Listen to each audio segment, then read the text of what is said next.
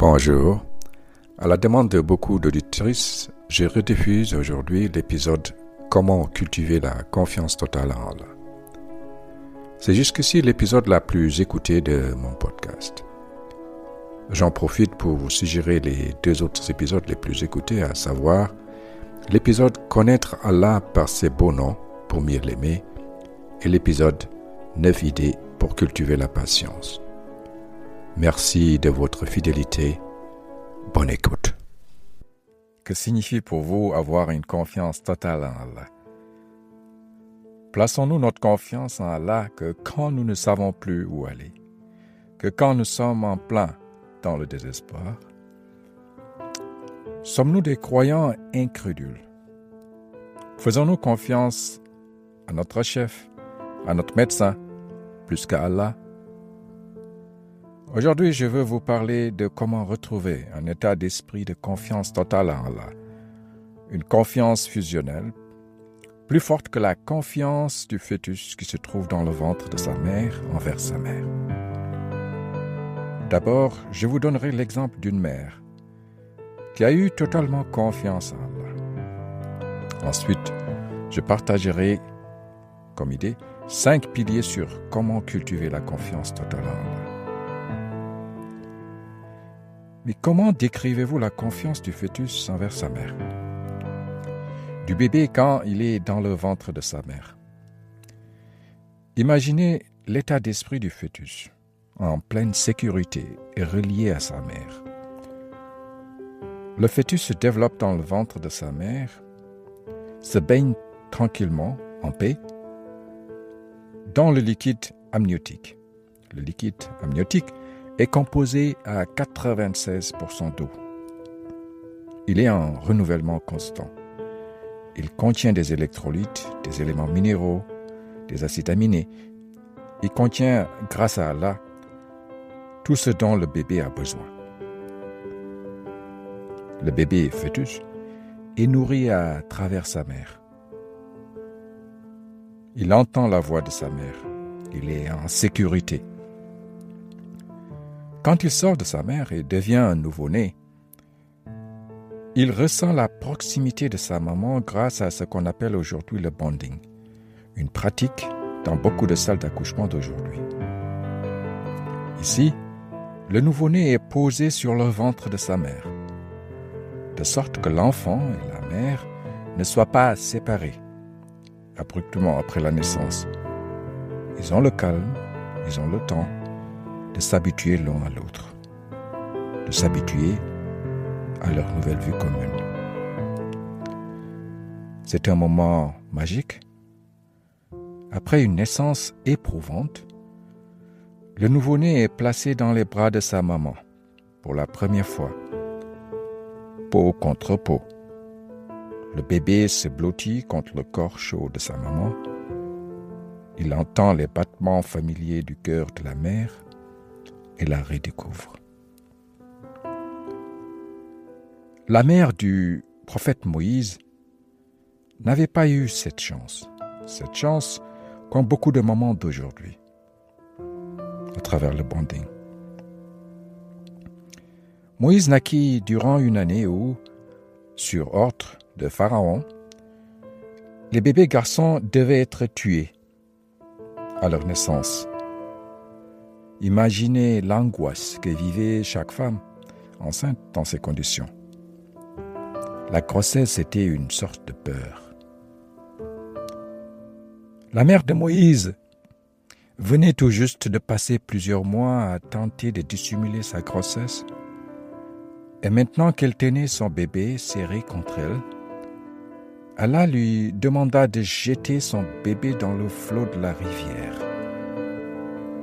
De le jeter, non pas dans un petit cours d'eau, mais dans le flot du gigantesque Nil avec ses forts courants. La mère de Moïse dut penser que faire cela serait condamner son bébé à mort. Mais elle décida de placer toute sa confiance en Allah. Allah qui lui avait dit « وَأَوْحَيْنَا إِلَى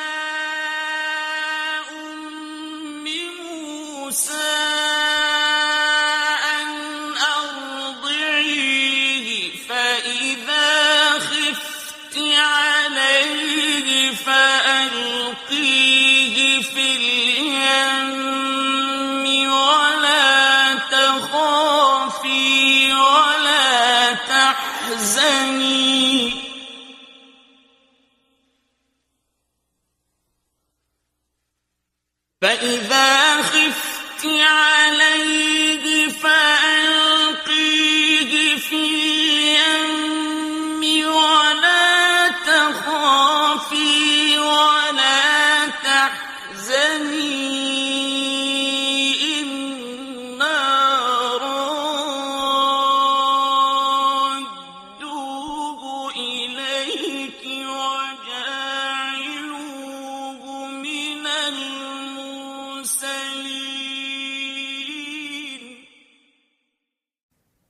Et nous révélâmes à la mère de Moïse, allaite-le. Et quand tu craindras pour lui, jette-le dans le flot. Et n'aie pas peur, et ne t'attriste pas. Wala takhafi, wala tahzani.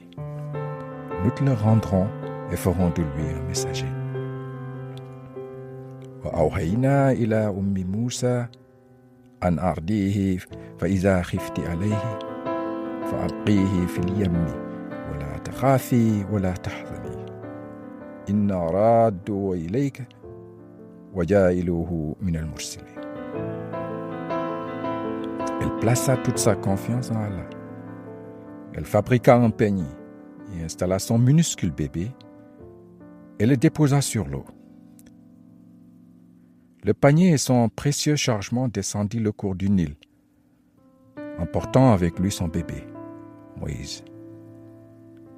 Ce geste de la mère de Moïse est pour moi l'une des plus belles leçons de confiance totale en Allah. Comment suivre l'exemple de la mère de Moïse? Comment cultiver en nous la confiance totale à Allah, une confiance si forte au point de laisser son bébé se faire emporter par le flot d'un grand fleuve vers l'inconnu? J'avoue que j'ai du respect pour cette question. J'essaierai cependant de partager 5 idées de piliers sur comment aller à la redécouverte d'une confiance totale en Allah. Premièrement, connaître Allah par sa parole, le Coran. Comprendre comment Allah définit ce qu'est le Coran pour nous, comment lui-même souligne la grandeur et l'unicité du Coran. Quelle est sa définition du Coran? Deuxième pilier, c'est connaître Allah par ses actes. Après l'avoir connu par ses paroles, le Coran, de le connaître par ses actes, par sa puissance de création. Connaître sa création de l'univers, sa création de toutes choses vivantes à partir de l'eau. Connaître l'eau elle-même, voir la création de l'être humain à partir de l'eau. Voir et connaître la diversité de sa création en espèces et en couleurs. Troisièmement, c'est sentir la proximité d'Allah dans nos cœurs à tout moment. Connaître Allah par ses noms et ses attributs. Se rappeler de son offre à nous, de sa promesse à nous, qui nous répond quand nous l'invoquons. Et quatrième pilier, comprendre la confiance totale en Allah comme un état d'esprit. Choisir des versets coraniques comme semence pour cultiver cet état d'esprit. De croire au destin tout en étant proactif, c'est-à-dire de donner le maximum de nous-mêmes d'abord et de laisser le reste à Allah.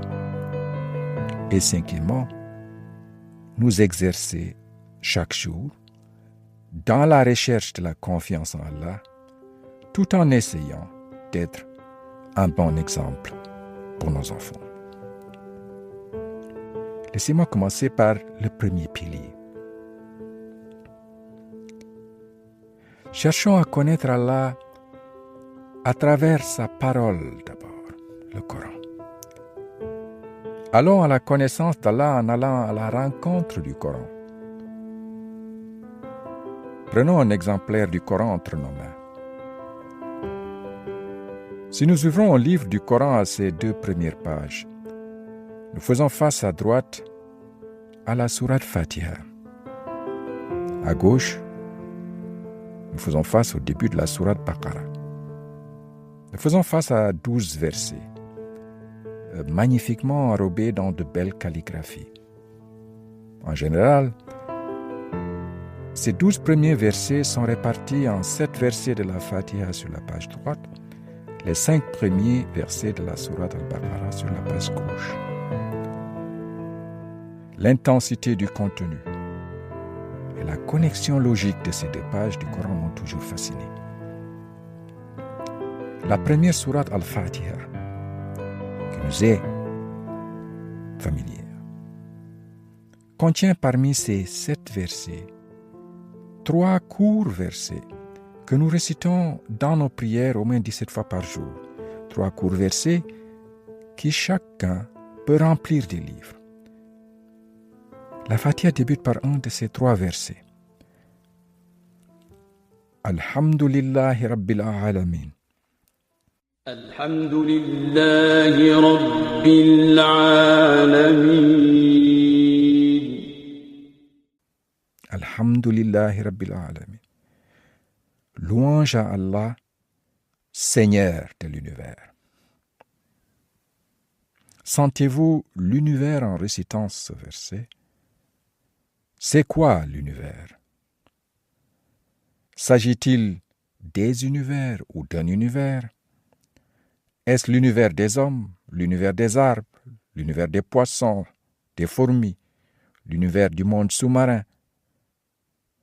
Allons-nous à la découverte systématique de la connaissance de l'univers dans notre quotidien? Essayons de développer notre propre sensation de l'univers. إياك نعبد وإياك نستعين. إياك نعبد وإياك نستعين. إياك نعبد وإياك نستعين. C'est toi seul que nous adorons. إياك نعبد وإياك نستعين. C'est toi seul dont nous implorons secours. C'est en Allah seulement que nous cherchons secours. C'est seulement chez Allah que nous cherchons de l'aide. C'est seulement en Allah que nous plaçons notre confiance et notre espoir. Vivons-nous cet état d'esprit? Ou courons-nous derrière quelqu'un ou quelque chose autre qu'Allah pour trouver notre secours, pour trouver de l'aide? اهدنا الصراط المستقيم. اهدنا الصراط المستقيم. Guide-nous dans le droit chemin. Guide-nous dans le droit chemin. À mon avis, le doigt le plus complet et le plus puissant qu'on puisse demander à Allah. Après avoir accepté qu'Allah est le Seigneur de l'univers, Rabbil Alamin, après lui avoir dit que c'est chez lui seulement que nous cherchons l'aide et le secours, Iyyaka na'budu wa iyyaka nasta'in. Maintenant, nous l'implorons pour qu'il nous guide sur le bon chemin. Et Allah, comme s'il nous répondait tout de suite, nous disant, vous avez la réponse entre vos mains. Nous implorons, guide-nous sur le bon chemin. Allah nous pointe vers la direction où se trouve le guide, vers le Coran. Le Coran que nous avons entre nos mains. Le Coran que nous devons toujours avoir dans le cœur. Allah répond dès le premier verset de la deuxième page, dès le premier verset de la sourate Al-Baqarah. ذلك الكتاب لا ريب فيه هدى للمتقين. Voici le livre au sujet duquel il n'y a aucun doute. C'est un guide pour les pieux. ذلك الكتاب لا ريب فيه. ذلك الكتاب, voilà le livre. لا ريب فيه, au sujet duquel il n'y a aucun doute. هدى للمتقين. C'est un guide pour les pieux. Allah ne dit pas « voici un livre », Allah dit « voici le livre » au sujet duquel il n'y a aucun doute. Autrement dit, ce n'est pas un livre avec une préface, un livre où l'auteur dit « merci à X, Y, Z », où l'auteur dit « cette œuvre est imparfaite, envoyez-moi vos suggestions, etc. » Non. Allah dit « Zalika al-kitabu » voici le livre. La rayba fi, sur lequel il n'y a pas de doute. Donc vous ouvrez le Coran à ces 2 premières pages. Première page, vous lui demandez « Ihdina as-sirat al-mustaqim » il nous répond immédiatement. Deuxième page « Zalika al-kitabu la rayba fi, hudan lil-muttaqin » voici le livre sur lequel il n'y a pas de doute. C'est un guide pour les pieux, pour ceux qui sont conscients d'Allah. Le message ne peut être plus clair. Donc allons à la rencontre d'Allah en passant par son Coran, en essayant d'abord de comprendre comment lui-même définit le Coran pour nous. Ensuite, en essayant de comprendre comment lui-même perçoit sa parole. Allah nous livre le livre, en nous livrant en même temps, dans plusieurs versets, pourquoi il nous fait la gentillesse de nous envoyer son message. Il nous offre le livre et livre le mode d'emploi du livre. Par exemple, dans le verset 29 de la sourate Sad.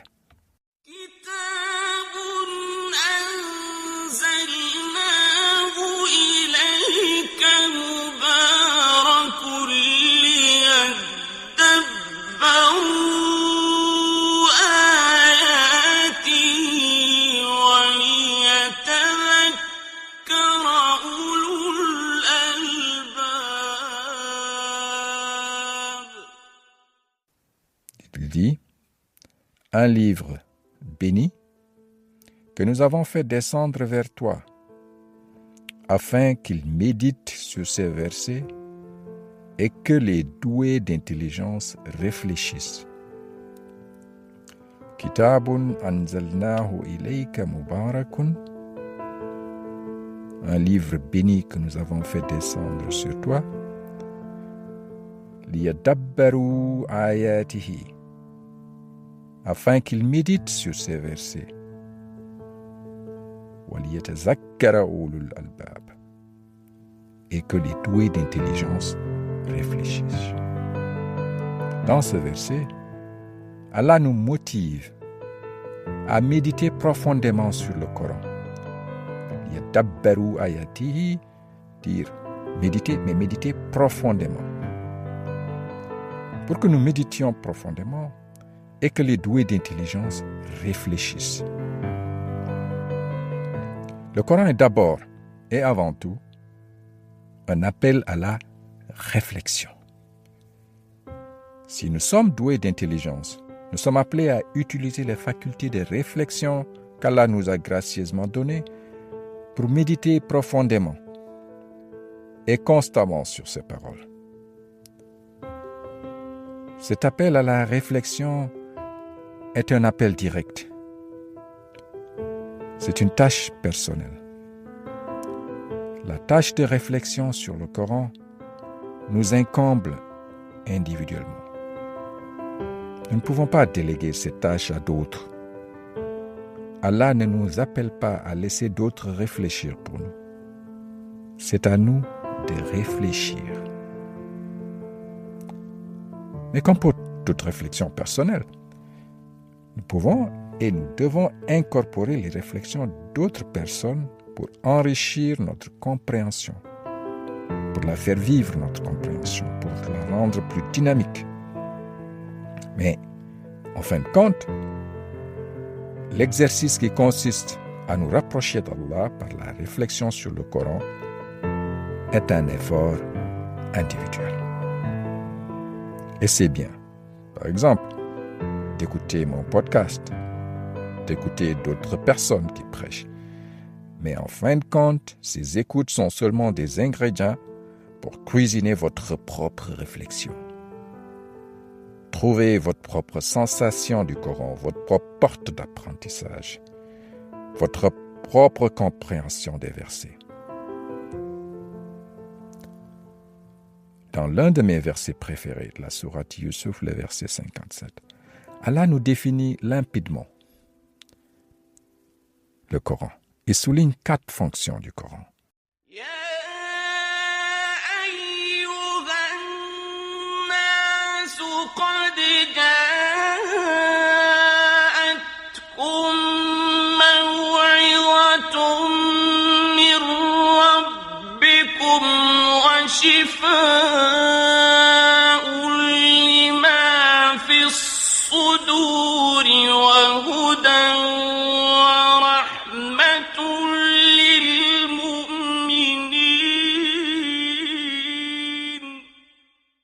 Ô gens, une exhortation vous est venue de votre Seigneur, une guérison de ce qui est dans les poitrines, un guide et une miséricorde pour les croyants. Ya ayyuhan nasu qad ja'atkum maw'idhatum min rabbikum wa shifaa'un lima fis suduri wa hudan wa rahmatun lil mu'minin. Allah souligne le Coran comme un rappel constant, un rappel bien intentionné. Ensuite, il définit le Coran comme étant un remède pour les cœurs. Après, il répète que le Coran est un guide. Et enfin, il définit le Coran comme une miséricorde pour les croyants. 4 éléments. Le Coran est rappel, remède, guide et miséricorde. Allah ne s'arrête pas là. Dans le verset suivant, il nous dit que le Coran est ce que nous devons chérir le plus dans notre vie. Car, dit-il, c'est mieux que tout ce que nous amassons ou ce que nous cherchons à amasser. Il dit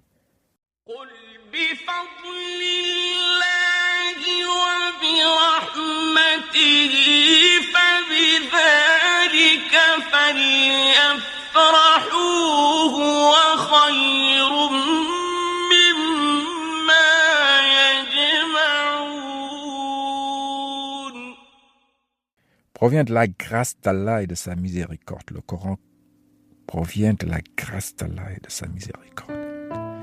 Voilà de quoi ils devraient se réjouir. C'est bien mieux que tout ce qu'ils amassent.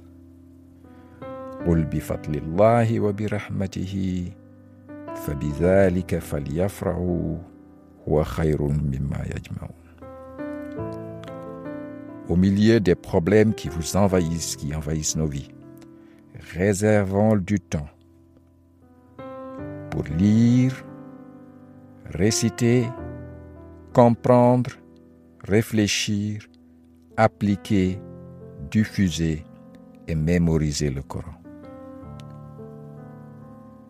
Tout en veillant à aborder le Coran comme le livre, L majuscule, E majuscule,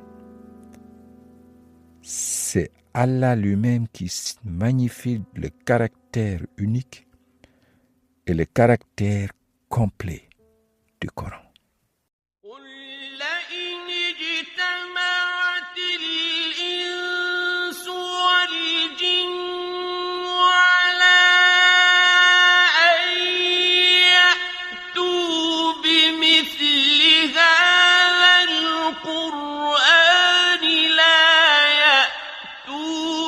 بمثله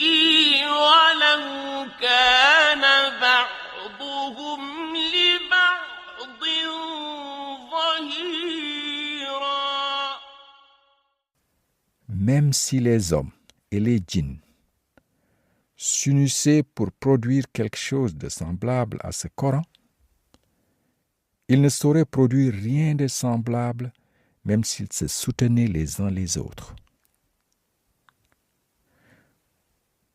قل لئن اجتمعت الإنس والجن على أن يأتوا بمثل هذا القرآن لا يأتون بمثله ولو كان بعضهم لبعض ظهيرا.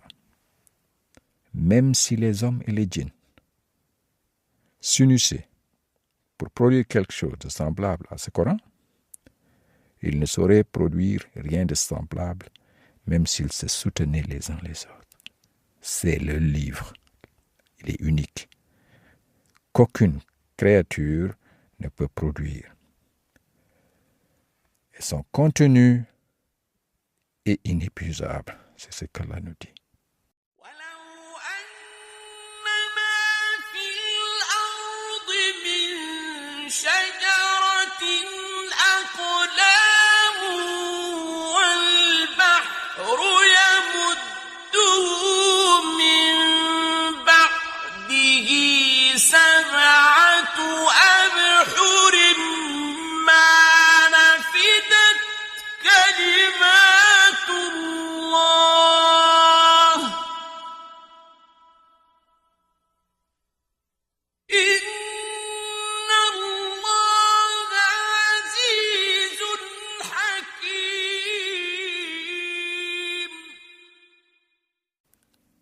Quand bien même tous les arbres de la terre se changeraient en plumes pour écrire, quand bien même l'océan serait un océan d'encre où conflueraient 7 autres océans, les paroles d'Allah ne s'épuiseraient pas, car Allah est puissant et sage.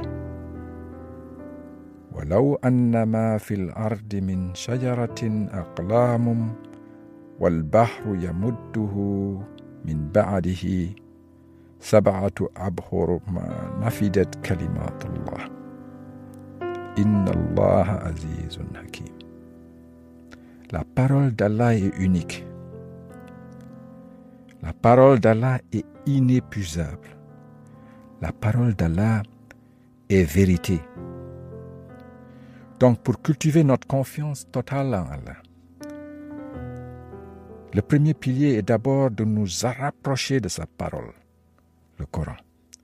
Il nous faut d'abord comprendre comment il décrit le Coran. Il le décrit comme le livre, L majuscule, E majuscule, un livre sur lequel il n'y a pas de doute. Un livre destiné, selon lui, à guider. Il nous enseigne que c'est un livre destiné à faire réfléchir les doués d'intelligence. Il nous définit aussi que ce livre est un rappel constant, bien intentionné, que ce livre est une guérison pour les cœurs, un guide et une miséricorde. Il souligne que c'est un livre unique, qu'aucune créature ne peut produire. Et enfin, il nous enseigne que c'est un livre dont le contenu est inépuisable. Cultiver notre confiance en Allah, c'est aussi essayer de mieux connaître Allah par ses actions, par sa capacité de création. C'est constamment voir et méditer sur ses capacités de création. C'est le deuxième pilier. Voir et méditer sur les créations d'Allah. Comprendre qu'Allah est le meilleur des créateurs. Alhamdulillahi Rabbil Alamin. Alhamdulillahi Rabbil Alamin. Louange à Allah, Seigneur de l'univers. Louange à Allah, Seigneur de l'univers. Sentez-vous la curiosité d'aller à la découverte de ce qu'est l'univers? quelle est l'origine de l'univers? La réponse est dans le verset 30 de la sourate Al-Anbiya.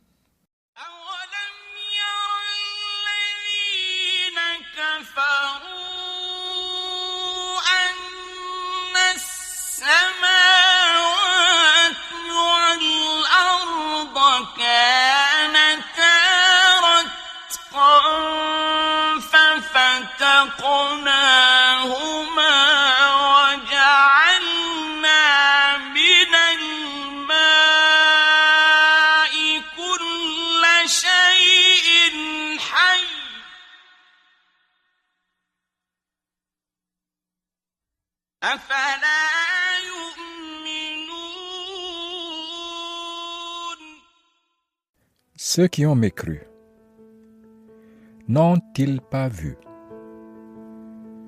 que les cieux et la terre formaient une masse compacte? Ensuite, nous les avons séparés et fait de l'eau toutes choses vivantes. Ne croiront-ils donc pas? أولم يرى الذين كفروا أن السماوات والأرض كانتا رتقا ففتقناهما وجعلنا من الماء كل شيء حي أفلا يؤمنون. Ceux qui ont mécru n'ont-ils pas vu que les cieux et la terre formaient une masse compacte? Ensuite, nous les avons séparés et fait de l'eau toutes choses vivantes. C'est Allah qui parle il y a 1400 ans. L'univers tel qu'on le connaît actuellement serait né lors du Big Bang, le début d'une expansion de l'univers dans toutes les directions, formant tout ce qui existe aujourd'hui, l'espace, le temps et la matière. La première partie de ce verset, أن السماوات والأرض كانتا رتقا ففتقناهما, décrit-elle le début du Big Bang? Une méditation sur cette partie du verset seulement peut allumer votre curiosité qui peut vous mener vers la cosmologie, vers autre chose. Commencez par méditer.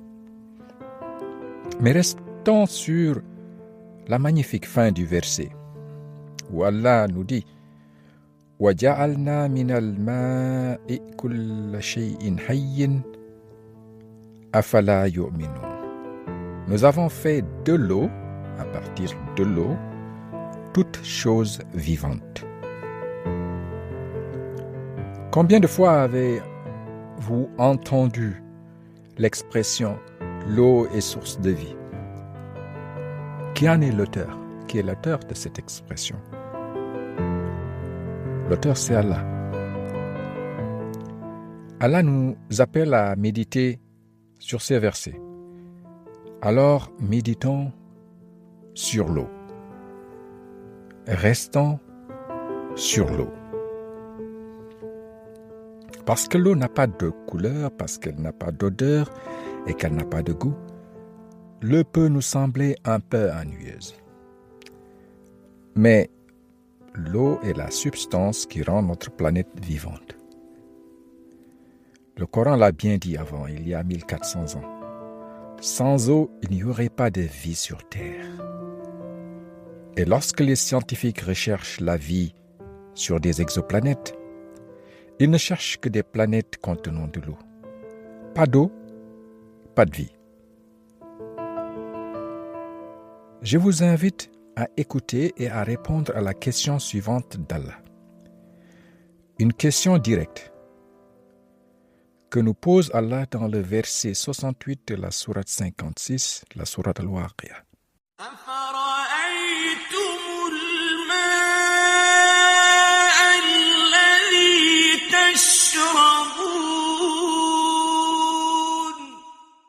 Voyez-vous donc l'eau que vous buvez?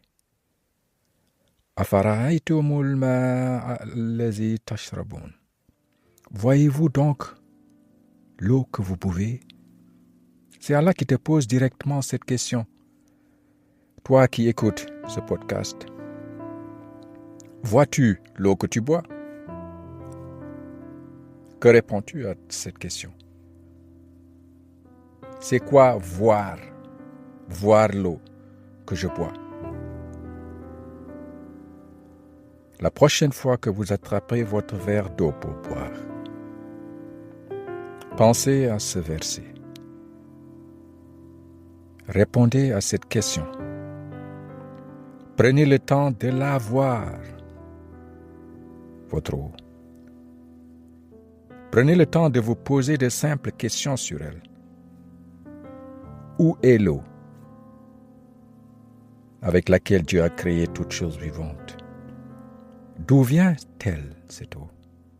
Où va-t-elle? Que fait-elle? À quoi sert-elle? Où est l'eau avec laquelle Dieu a créé toutes choses vivantes? Vous vous rappellerez ainsi que la Terre est surnommée planète bleue.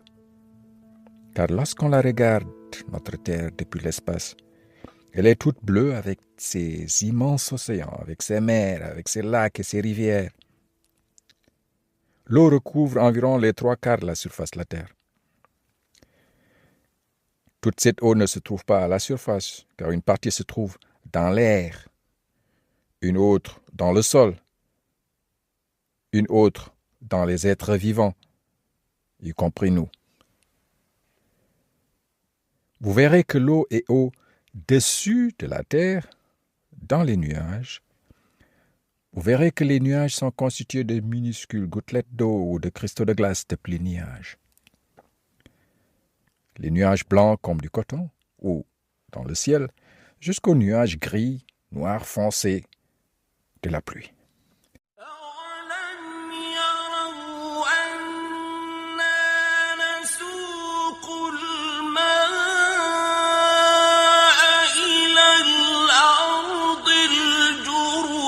فنخرج به زرعا تأكل منه أنعامهم وأنفسهم أفلا يبصرون.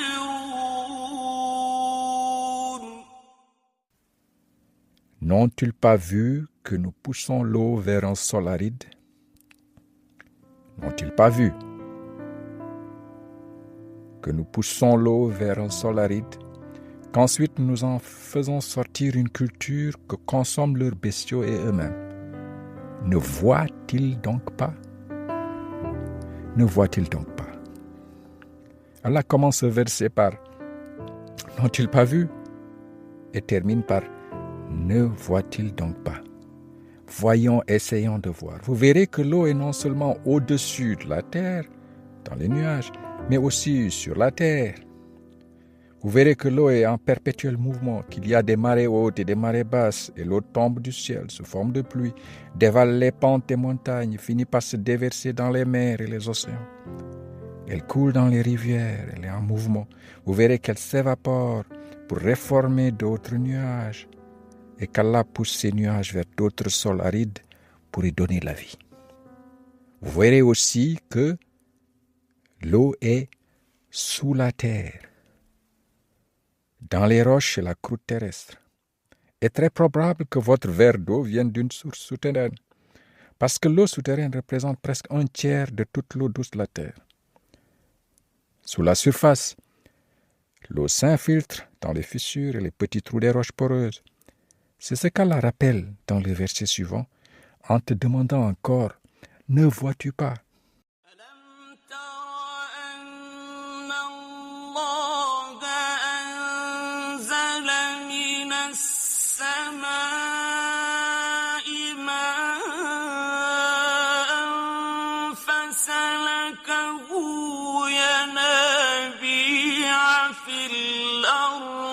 ثم يخرج به زرعا مختلفا ألوانه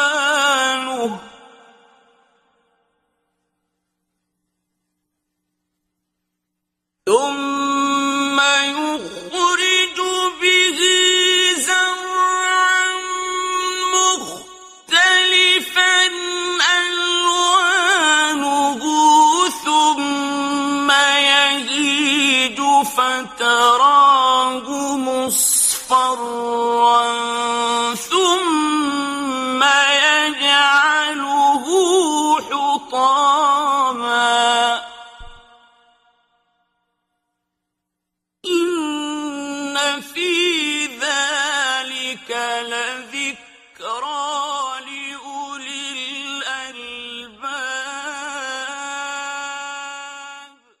Ne vois-tu pas qu'Allah fait descendre du ciel de l'eau, puis l'achemine vers des sources dans la terre.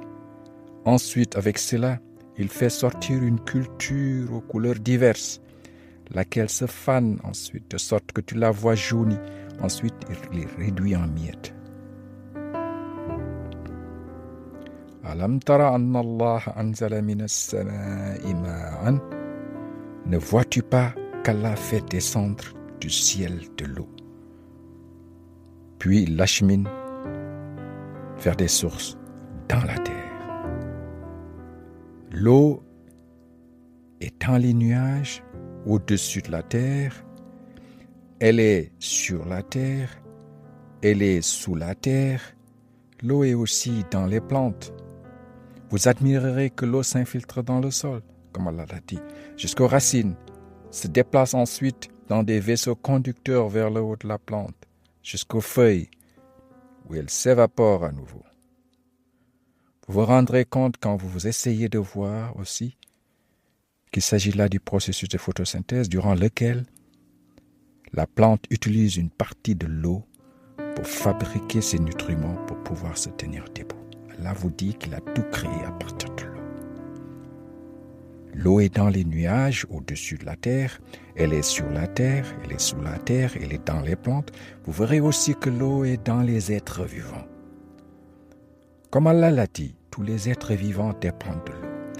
Qu'il s'agisse d'animaux, de plantes ou de minuscules microbes, les êtres vivants sont composés environ de 70% d'eau. Si vous divisez votre corps en 3 parties, les 2 parties sont de l'eau. Presque tous les processus vitaux, comme celui de la digestion des animaux, ne peuvent se dérouler sans eau.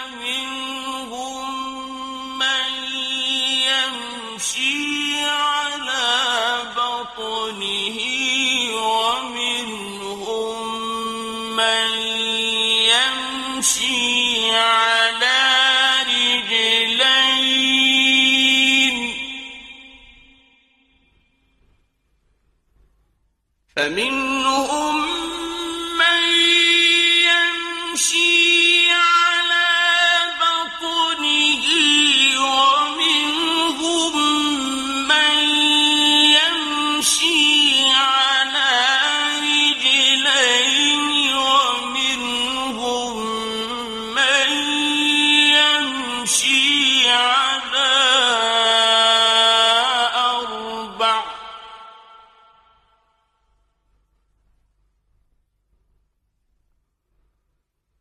يخلق الله ما يشاء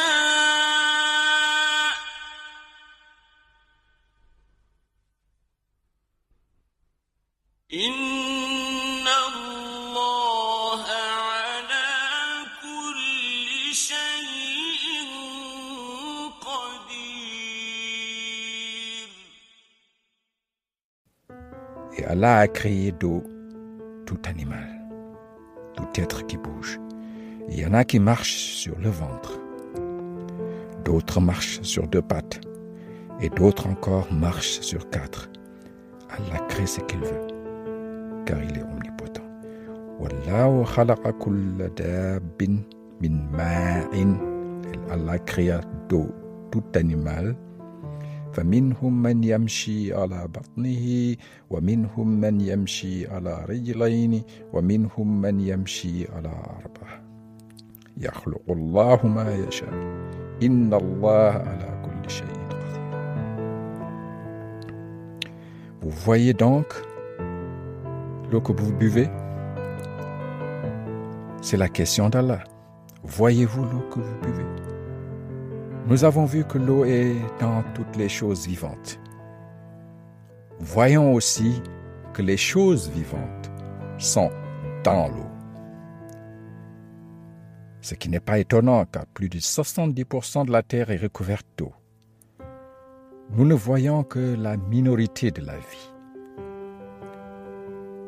La plus grande partie de ce qui vit sous l'eau. La vie invisible est plus vaste que la vie visible. D'innombrables animaux, algues, plantes vivent dans l'eau. Ils se développent et se reproduisent sous la surface de l'eau. Dans les profondeurs des océans, dans les mares minuscules et les rivières calmes ou tumultueuses, on trouve des êtres vivants, étonnants et magnifiques. Il y a sous les eaux un univers de créatures magnifiques d'Allah. J'ai eu la chance de faire la plongée au large de Zanzibar. Une expérience inoubliable qui a magnifié à moi l'immensité et la variété de la création d'Allah. Mais nous n'avons pas besoin de voyager loin pour découvrir la puissance, l'immensité et la variété de la création d'Allah. Il nous suffit dans un premier temps de nous rappeler que l'eau est en nous. Il nous suffit d'être plus conscient que nous sommes faits à partir de l'eau. Plus conscient de ce qu'Allah nous dit. وَجَعَلْنَا مِنَ الْمَاءِ كُلَّ شَيْءٍ حَيٍّ. Allah nous dit que nous, espèces humaines, sommes issus d'une petite goutte d'eau.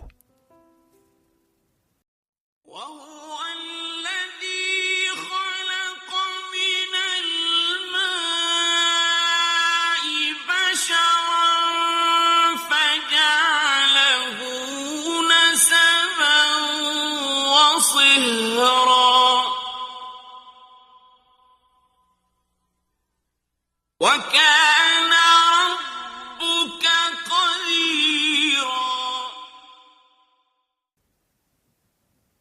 Il dit, et c'est lui, Allah, qui, de l'eau, a créé une espèce humaine, qu'il a unie par les liens de la parenté et de mariage. وَهُوَ الَّذِي خَلَقَ مِنَ الْمَاءِ. Et c'est lui qui, à partir de l'eau,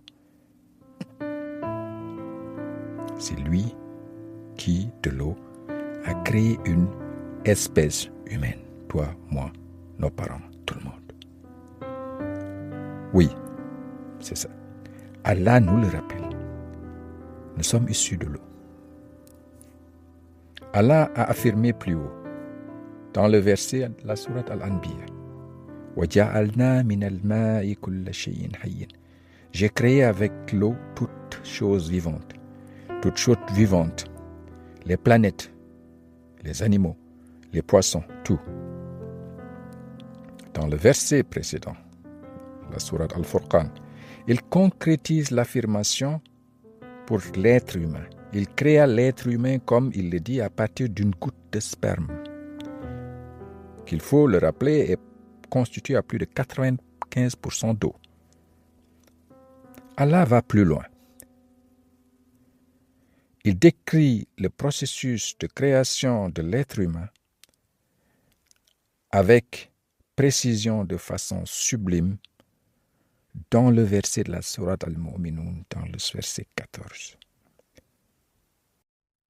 ثم خلقنا النطفة علقة فخلقنا العلقة مضغة فخلقنا المضغة عظاما فكسونا العظام لحما ثم أنشأناه خلقا آخر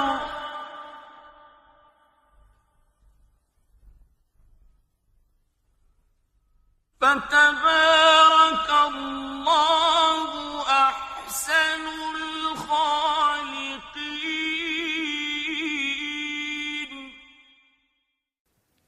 Ensuite, nous avons fait du sperme une adhérence. Et Et de l'adhérence, nous avons créé un embryon. Puis de cet embryon, nous avons créé des os. Et nous avons revêtu les os de chair. Ensuite, nous l'avons transformé en une toute autre création. ثم خلقنا النطفة علقة فخلقنا العلقة مضغة فخلقنا المضغة عظاما فكسونا العظام لحما. Outre le rythme du verset, c'est la description du processus de notre gestation qu'on fœtuse dans le ventre de notre mère qui est d'une précision sublime.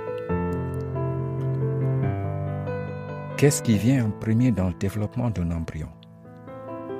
Est-ce la chair ou les os? Je vous pose la question. La réponse est dans le verset. Les os apparaissent en premier et ils sont ensuite recouverts de chair. Et il faut se rappeler que cette description du verset date de plus de 1400 ans, d'un temps sans microscope. Allah est le meilleur des créateurs, comme nous le rappelle la fin du verset.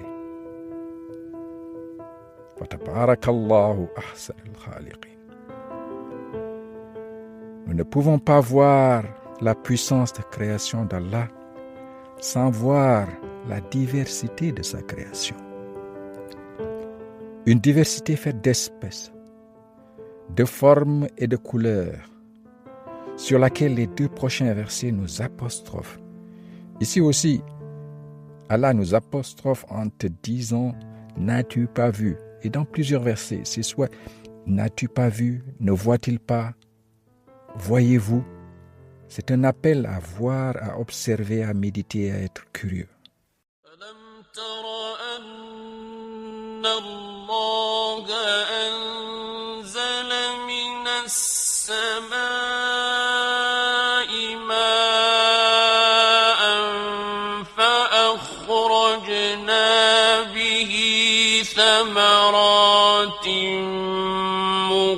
مختلفا ألوانها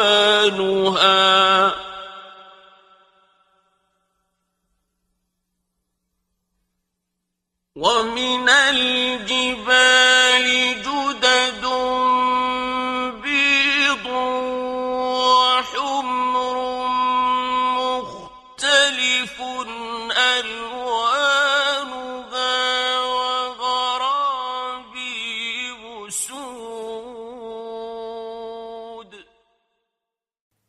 En dehors de mentionner les fruits qu'il crée à partir de l'eau et leur variété en couleurs, Allah pointe notre attention vers la nature, vers les sillons blancs et rouges dans les montagnes, vers les roches noires, une façon de nous dire d'être attentifs à la nature, de voir les couleurs qui sont lumière. Quelle diversité dans la création! En plus de la diversité des couleurs dans les fruits, dans les montagnes, dans les roches, le meilleur des créateurs nous dit aussi ومن الناس والدواب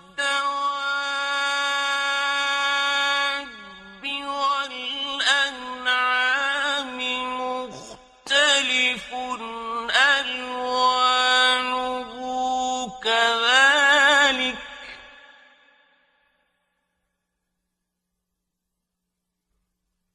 إنما يخشى الله من عباده العلماء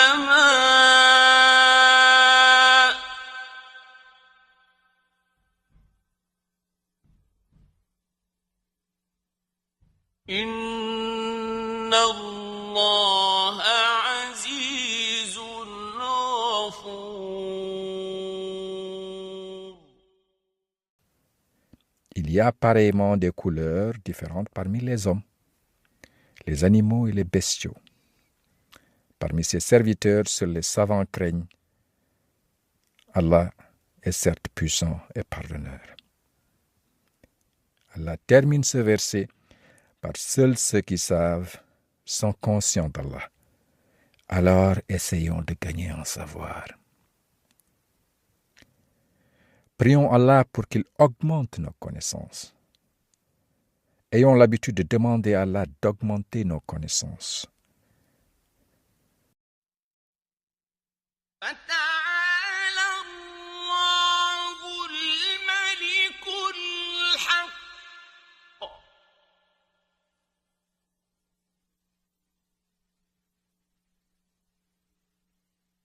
ولا تعجل بالقرآن من قبل أن يقضى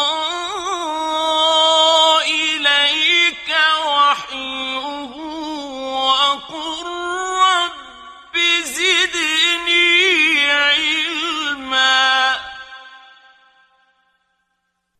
Que soit exalté Allah, le vrai souverain. Mon Seigneur, accrois mon savoir.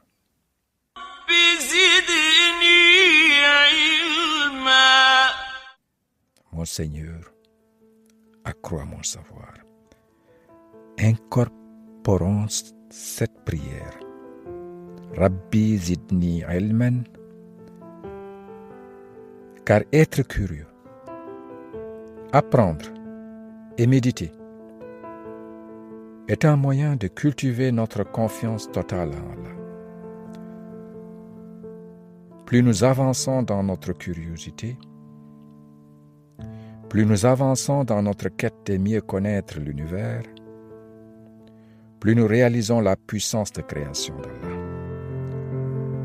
Plus nous remarquons notre insignifiance face à la grandeur d'Allah et de sa création. Ce qui nous rendra de plus en plus humbles au fur et à mesure que notre connaissance augmente. Cette croissance en humilité va nous aider à mieux nous réajuster, à moins nous prendre trop au sérieux, donc à être plus aptes à placer notre confiance totale entre des mains sûres, entre celles d'Allah. Allah, celui qui ne meurt jamais.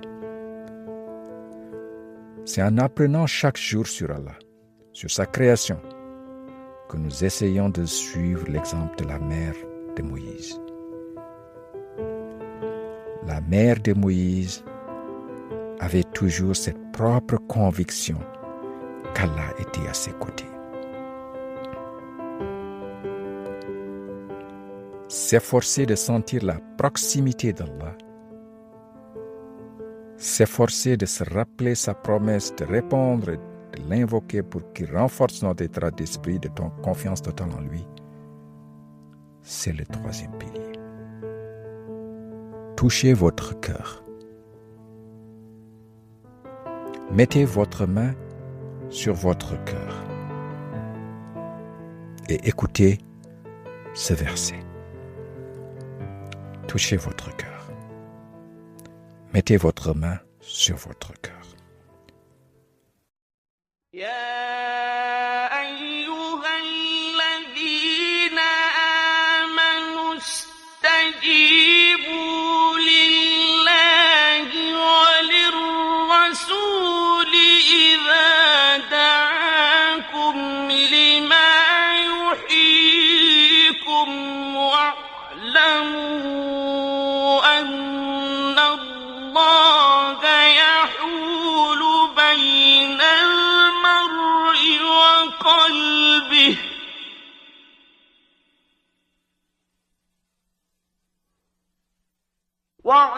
واعلموا أن الله يحول بين المرء وقلبه وأنه إليه تحشرون.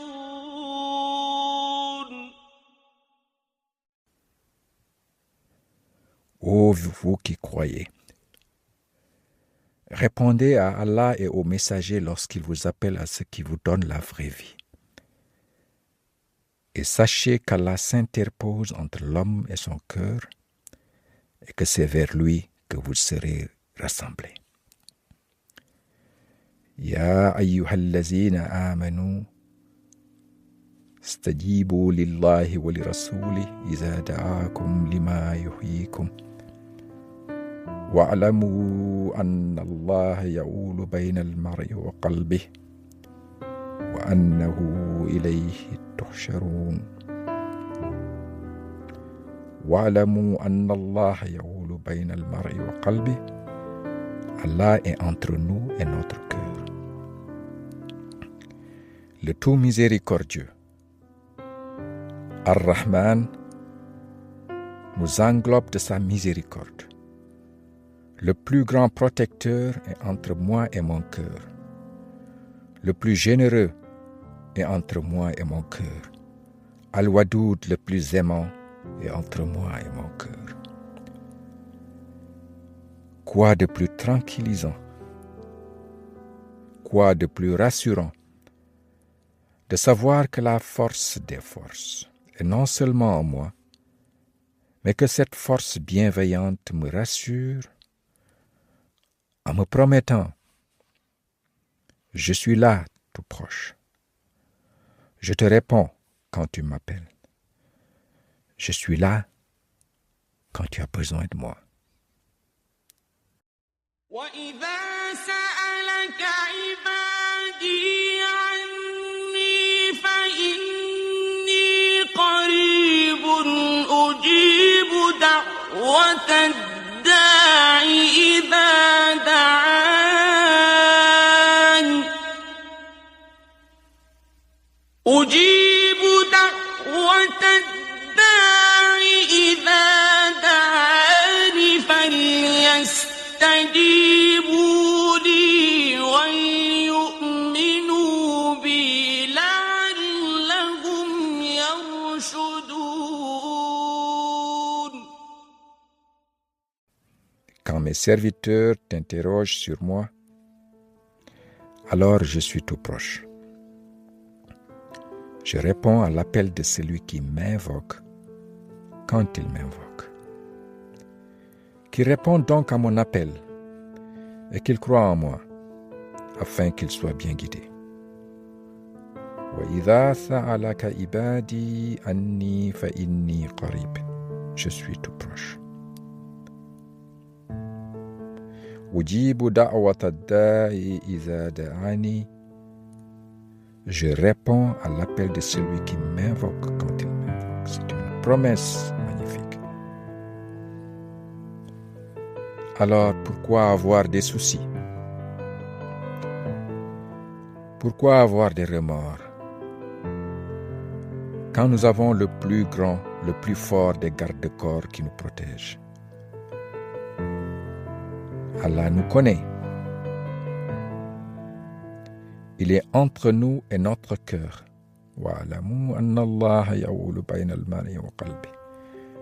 Il nous dit qu'il nous a envoyé le Coran pour guérir nos cœurs.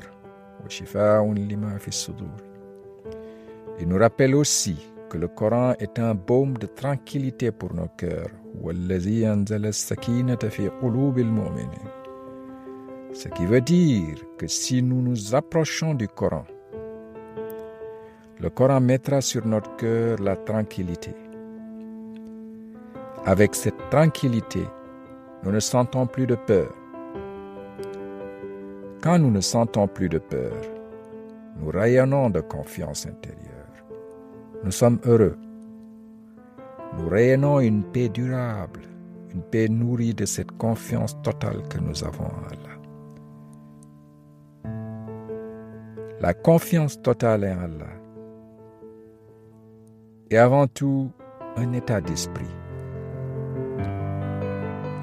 Prions Allah pour qu'il nous donne cet état d'esprit et travaillons à toujours faire confiance en Allah. S'entraîner à vivre un état d'esprit qui consiste à toujours faire confiance en Allah, c'est le 4e pilier.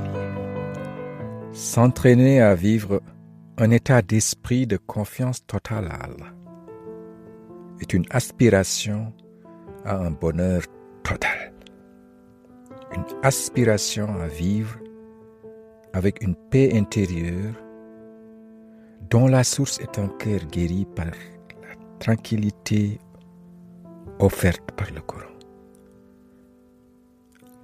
Avoir un état d'esprit de faire toujours confiance en Allah. Avoir cet état d'esprit dans le sang est la clé du bonheur. Pour cultiver cet esprit, cet état d'esprit de confiance totale à Allah, il nous faut trouver les bonnes graines. Quand nous voulons cultiver quelque chose, la graine doit être d'abord bonne. Il nous faut trouver les bonnes graines de semences issues du Coran, les planter dans notre cœur et les arroser régulièrement. Pour initier cette collecte de bonnes graines de semences, je vous propose aujourd'hui les 4 versets suivants. Vous pouvez en trouver d'autres. Il s'agit des versets de la sourate At-Tawbah, du verset 51, du verset 3, 2 et 3 de la sourate At-Talaq, la fin du verset 2, et le verset 3, le verset 160 de la sourate Al-Imran, et le verset 58 de la sourate Al-Furqan. Ce dernier te dit: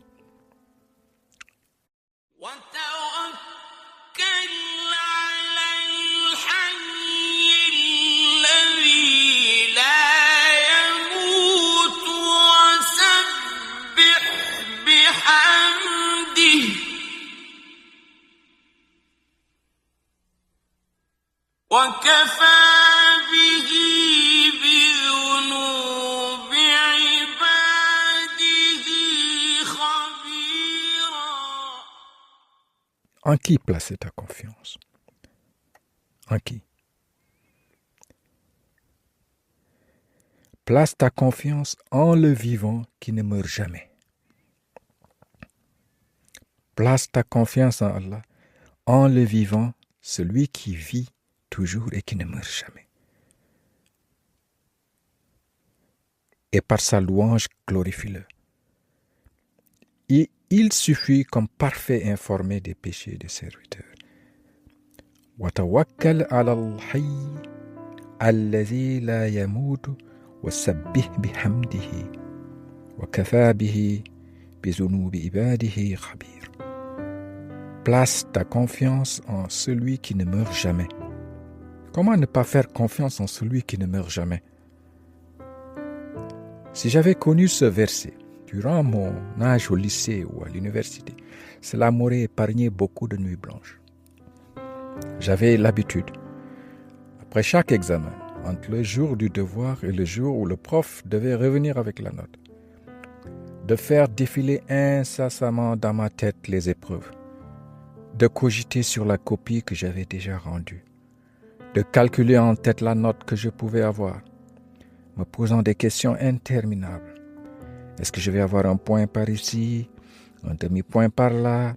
Est-ce que le prof serait clément sur telle partie du devoir où je n'étais pas très sûr de moi-même? J'aurais pu éviter de longues nuits blanches si j'avais commencé à cultiver l'état d'esprit de la confiance totale en Allah. Et si je connaissais la fin du verset 65-2, où Allah dit « وَمَنْ يَتَّقِ اللَّهَ يَجْعَلْ لَهُ مَخْرَجًا » وَمَنْ يَتَّقِ اللَّهَ يَجْعَلْ لَهُ مَخْرَجًا. Quiconque est conscient d'Allah, Allah lui donnera une issue favorable. Et surtout si j'avais connaissance du verset, وَيَرْزُقْهُ مِنْ حَيْثُ لَا يَحْتَسِبُ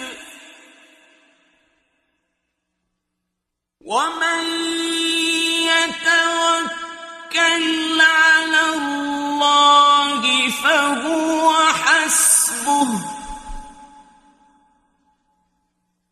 إِنَّ اللَّهَ بَالِغُ أَمْرِهِ قَدْ جَعَلَ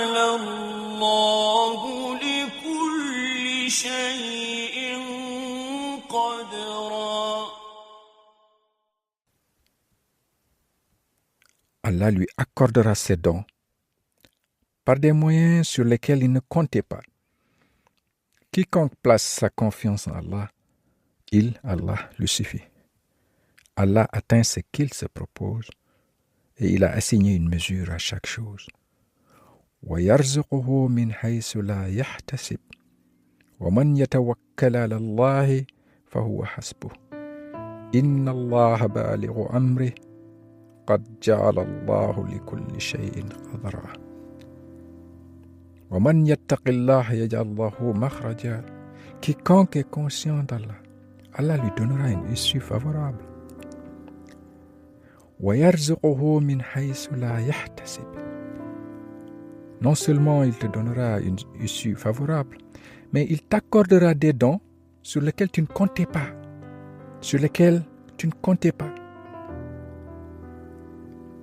Les bonnes surprises.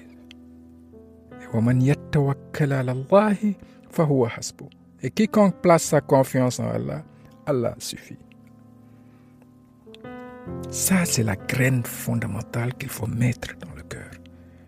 Mon problème de cogitation hypothétique sur mes notes de devoir peut paraître banal comparé au problème de beaucoup de gens malades qui sont déprimés ou qui sont inquiets pour leur avenir ou qui ont peur pour l'avenir de leurs enfants. Quand nous sommes dans de telles situations, quand nous sentons que nous avons besoin de protection, vers qui cherchons-nous secours? Vers qui?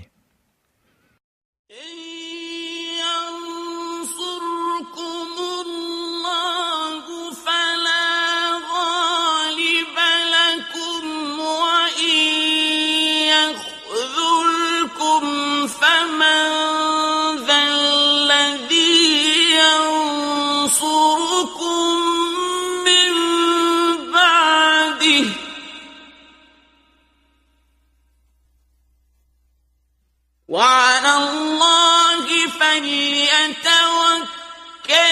المؤمنون.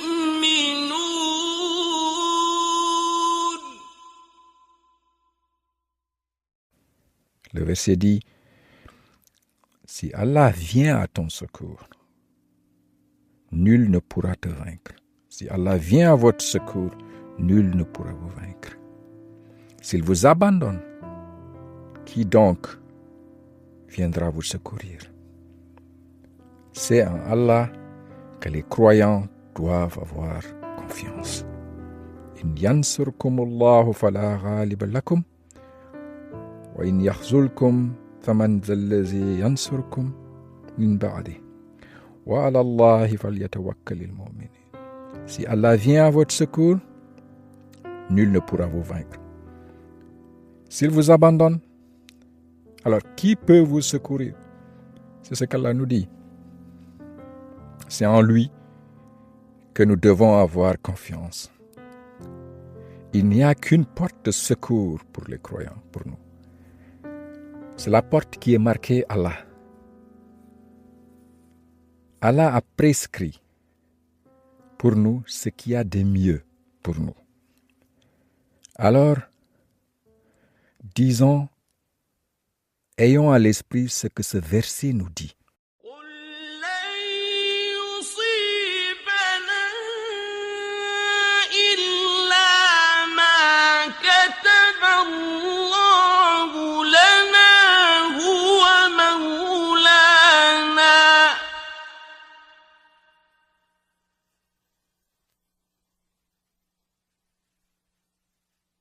وعلى الله فليتوكل المؤمنون.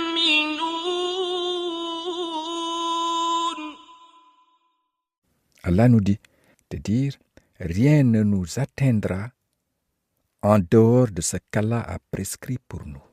Rien ne nous atteindra en dehors de ce qu'Allah a prescrit pour nous. Il est notre Maître et c'est en Allah que les croyants doivent mettre leur confiance. قُلْ لَنْ يُصِيبَنَا إِلَّا مَا كَتَبَ اللَّهُ لَنَا هُوَ مَوْلَانَا وَعَلَى اللَّهِ فَلْيَتَوَكَّلِ الْمُؤْمِنُونَ.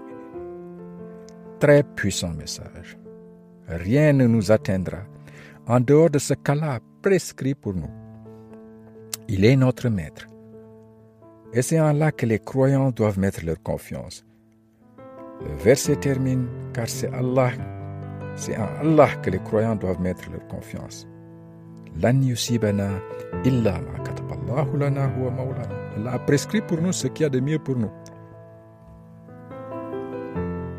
Alors ayons l'habitude de tout donner de nous-mêmes et de laisser le résultat entre les mains d'Allah. Tout en ayant en tête que placer sa confiance totale en Allah ne doit pas servir d'alibi pour vivre paresseux.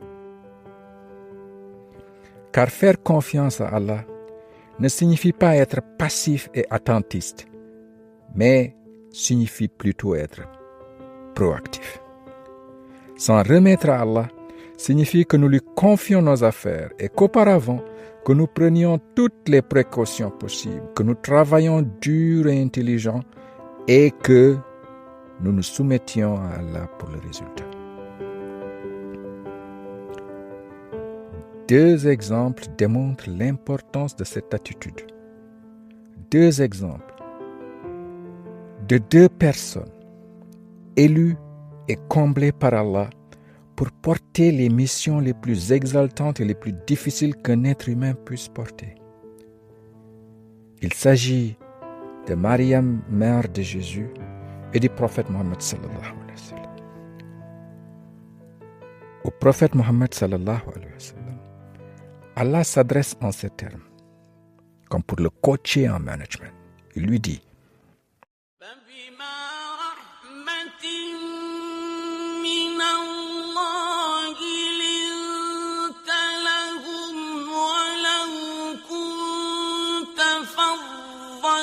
غليظ القلب لانفضوا من حولك فاعف عنهم واستغفر لهم وشاورهم في الأمر فإذا عزمت فتوكل على الله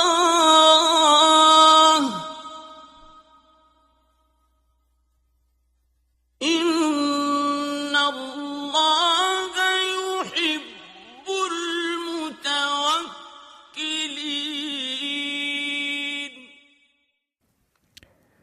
C'est par la miséricorde de la part d'Allah que toi, prophète Mohammed sallallahu alayhi wa sallam, que tu as été si doux envers eux, envers les gens. Mais si tu avais été rude, au cœur dur, ils se seraient enfuis de ton entourage. Pardonne-leur donc et implore pour eux le pardon. Et consulte-les à propos des affaires. Puis, une fois que tu t'es décidé, confie-toi donc à Allah. Allah aime ceux qui lui font confiance. فَإِذَا عَزَمْتَ فَتَوَكَّلْ عَلَى اللَّهِ إِنَّ اللَّهَ يُحِبُّ الْمُتَوَكِّلِينَ. Ce sublime verset termine par إِنَّ اللَّهَ يُحِبُّ الْمُتَوَكِّلِينَ.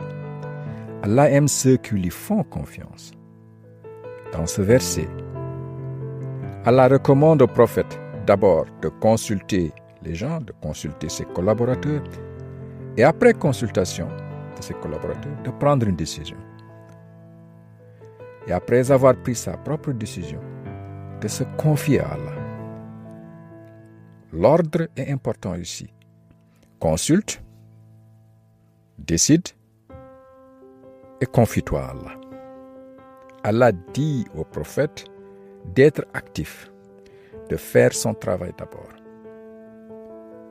Consulte, actif, décide, actif et confie-toi à Allah. La leçon est pour nous. Faisons confiance en Allah et travaillons, investissons notre effort d'abord et pour le résultat, Allah s'occupera de ce qui est le mieux pour nous. C'est la même approche active de confiance totale en Allah qu'Allah nous enseigne à travers Mariam, mère de Jésus. Mariam, mère de Jésus, avait urgemment besoin d'Allah pour ne pas mourir de faim à une certaine situation. À cette magnifique femme qui portait en elle Jésus, une femme en pleine grossesse, une femme qui faisait face à toutes sortes de calomnies, tenaillée dans un environnement hostile, fatiguée mentalement, physiquement exténuée, une femme enceinte qui a soif et qui a faim. C'est à cette femme enceinte, fébrile, qu'Allah ordonne de faire l'effort physique de secouer le palmier pour se nourrir.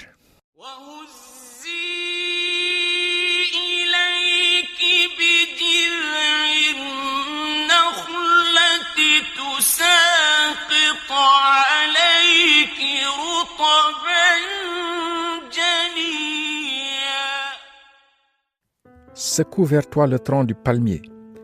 Il fera tomber sur toi des dattes fraîches et mûres. Allah connaissait mieux que quiconque la situation dans laquelle se trouvait Mariam, mère de Jésus.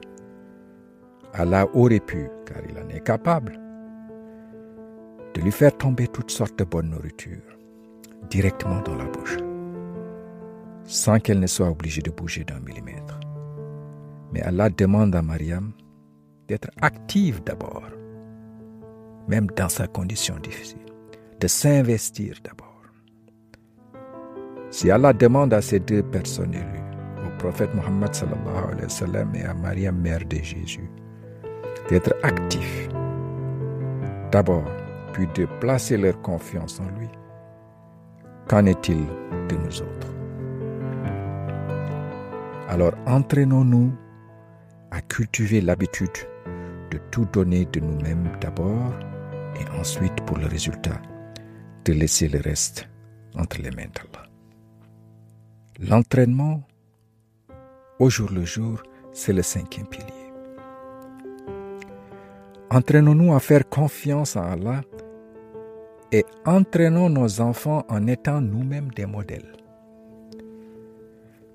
Efforçons-nous de semer en nos enfants dès le bas âge la confiance en Allah. Les enfants doivent faire confiance en leurs parents, certes, mais aussi ils doivent apprendre très tôt à avoir confiance en Allah de manière proactive, c'est-à-dire de tout donner d'eux-mêmes d'abord et ensuite pour le résultat de laisser le reste entre les mains d'Allah. Nos enfants, vous le savez, n'apprennent pas par de longues exposés ou par des menaces. Montrons plutôt à nos enfants ce qu'est faire confiance en Allah, que c'est seulement en Allah que nous plaçons nos confiances. Montrons à nos enfants que nous pratiquons ce que nous récitons 17 fois par jour dans nos 5 prières quotidiennes. Iyyaka na'budu wa iyyaka nasta'in. Iyyaka na'budu wa iyyaka nasta'in. Allah, c'est seulement chez toi que je cherche refuge. C'est seulement chez toi que je cherche de l'aide. C'est seulement en toi que j'ai confiance. Alors, sentons le contenu puissant de ce verset. Prions par ce verset quand nous le récitons.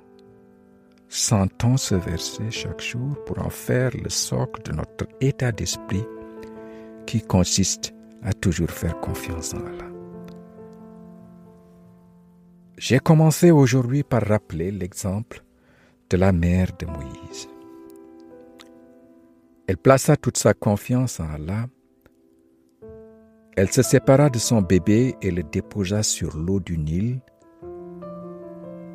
qui emportait avec lui son bébé, Moïse. Ce geste de la mère de Moïse est pour moi l'une des plus belles leçons de confiance totale en Allah. Je me suis aventuré à partager 5 piliers sur comment cultiver un état d'esprit qui consiste à toujours faire confiance en Allah. Le premier pilier consiste à chercher à connaître Allah par sa parole, le Coran, qui est vérité. Connaître le pourquoi il nous envoie le Coran, comme un appel à la réflexion. Connaître aussi le quoi du Coran, c'est-à-dire comment Allah lui-même définit ce qu'est le Coran pour nous, comme rappel, comme remède, comme guide et miséricorde. Et connaître comment lui-même souligne la grandeur et l'unicité du Coran. Pour le deuxième pilier, après avoir cherché à connaître Allah par sa parole, chercher de connaître Allah par ses actions. D'investir notre temps et notre attention pour connaître Allah par sa puissance de création, sa création de l'univers, sa création de toutes choses vivantes à partir de l'eau, son appel à voir l'eau elle-même, à comprendre la création de l'être humain à partir de l'eau, à voir la diversité de sa création en espèces et en couleurs. Le troisième pilier, après avoir connu Allah par sa parole, par ses actions, par sa création, de sentir la proximité d'Allah dans nos cœurs à tout moment. Le connaître par ses noms et ses attributs, se rappeler de sa promesse à nous, de nous répondre quand nous l'invoquons, de savoir et de sentir sa proximité qu'il est entre nous et notre cœur. Quatrième pilier, c'est de comprendre la confiance totale en Allah comme un état d'esprit. Choisir dans le Coran des versets semences pour cultiver cet état d'esprit. Croire au destin tout en étant proactif. Donner le maximum de nous-mêmes d'abord avant de rester le reste. Pour le reste, Allah a prescrit ce qui est de mieux pour nous. Cinquièmement, s'exercer. S'exercer et être un exemple. Nous exercer chaque instant à renforcer notre état d'esprit de la confiance totale en Allah, tout en essayant d'être un bon exemple pour nos enfants. Nous sommes des musulmans. Nous nous appelons soumis et croyants. Mais souvent, à travers nos axes, nous ressemblons davantage à des croyants incrédules. Nous faisons confiance à notre pilote, à notre médecin, à notre chef, plus qu'à Allah et à sa parole. Nous nous tournons souvent vers Allah que quand nous sommes désespérés. Essayons de donner à Allah sa première place dans nos vies. Mettons notre totale confiance en lui qui ne meurt jamais.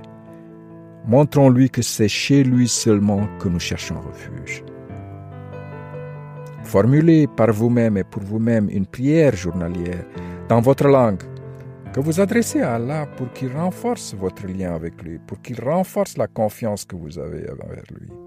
Une prière, par exemple. Allah, Alhamdulillah. Je te remercie pour ce que tu fais pour moi. Je sais que tu es Al-Wadoud, celui qui aime. Je sais que tu m'aimes et que tu veux le meilleur pour moi. Même si je ne comprends pas tout ce qui m'arrive, Allah, j'ai confiance en toi. Aide-moi à ne plus me tracasser pour rien. J'ai choisi de me reposer en toi, Allah. Allah, aide-moi à te faire confiance totale. Si cet épisode sur retrouver la confiance totale en Allah vous a plu, je pense que vous aimerez également 2 des précédents épisodes portant sur les noms d'Allah et comment être conscient et reconnaissant de la miséricorde d'Allah. Ces humbles réflexions que je partage humblement ici sont les miennes.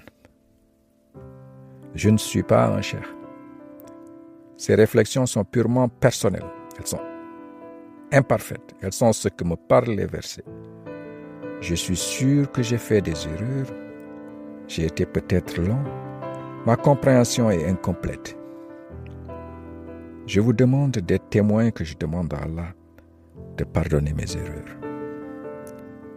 Si vous voulez enrichir cet épisode par vos questions ou discuter de certains aspects évoqués, n'hésitez pas de m'envoyer un email à podcast@aloual.com podcast@ @aluwal.com.